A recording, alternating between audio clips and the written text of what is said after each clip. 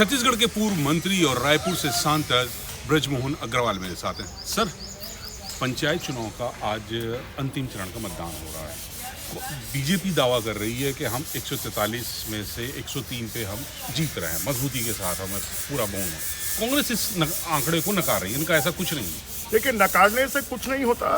छत्तीसगढ़ की जनता ने विधानसभा चुनाव में कांग्रेस को साफ किया, लोकसभा चुनाव में साफ किया, नगरीय प्रशासन के चुनाव में तो 10 में से 10 नगर निगम कांग्रेस हार गई। अब जनता ने पंचायतों के ग्रामीण चुनाव में भी जनता ने उनको साफ कर दिया और कांग्रेस को कहा है कि सुधर जाओ, अभी भी मौका है, नहीं तो जनता तुमको सुधार देगी। तो सर, आप क्या मान रहे हैं? मतलब उनके सिर्फ दावे ही दावे हैं या वो अपने अस्तित्व के लिए जनता को भ्रम पैदा कर रहे हैं? ऐसा है, जनता ने उनका अस्तित्व समाप्त कर दिया है। अब वो अपने अस्तित्व को बचाने के लिए झूठे दावे कर रहे हैं। वास्तविक दावा तो यह है कि 90% सीटों पर बीजेपी जीत कर आई है और कांग्रेस को जनता ने सबक सिखा दिया।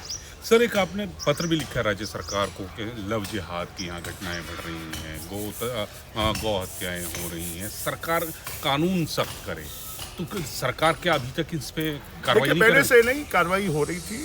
जब मैं धर्मस्व मंत्री था तो मैंने इस बात की सदन में घोषणा भी की थी कि हम धर्मांतरण कानून को कड़ा बनाएंगे और उस संबंध में अभी लगातार चुनाव के कारण सरकार इसके ऊपर में कार्रवाई नहीं कर पाई है।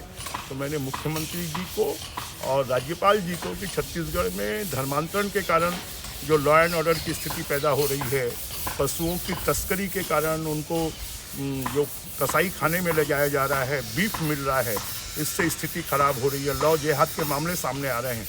तो इसके लिए कड़ा कानून, जो पहले से कानून बने हुए हैं, उसमें संशोधन लाकर कड़ी सजा का प्रावधान करें, जिससे कि लॉ एंड ऑर्डर की स्थिति जो पैदा हो रही है, लोगों में नाराजगी हो रही है, वो दूर हो सके। सर, कल प्रधानमंत्री बागेश्वर में थे तो उन्होंने वहाँ से पूरे बिना नाम लिए सीधे तौर पर विपक्ष को पे साधा है निशाना और कहा है कि एक तबका जो नेताओं का है वो आस्था के साथ खिलवाड़ करता है, वो बांटने का काम कर रहा है, वो सीधा कुंभ के ऊपर इशारा कर रहे हैं। सर देखिए, ऐसा जिस महोत्सव में, जिस महाकुंभ में देश की आधी जनता जाती है और उसकी कुछ लोग अपने स्वार्थों के लिए आलोचना करते हैं, मतलब वो देश की जनता का अपमान कर रहे हैं और अपने स्वार्थों के लिए, तुष्टीकरण के लिए वो देश को बांटने का काम कर रहे हैं। इसलिए मोदी जी ने एक धार्मिक स्थल पर जाकर कैंसर हॉस्पिटल का वहाँ पर फाउंडेशन रखा और साथ में इस बात को कहा है कि देश की आस्था के साथ में, देश की श्रद्धा के साथ में, देश के पुरातन वैभव के साथ में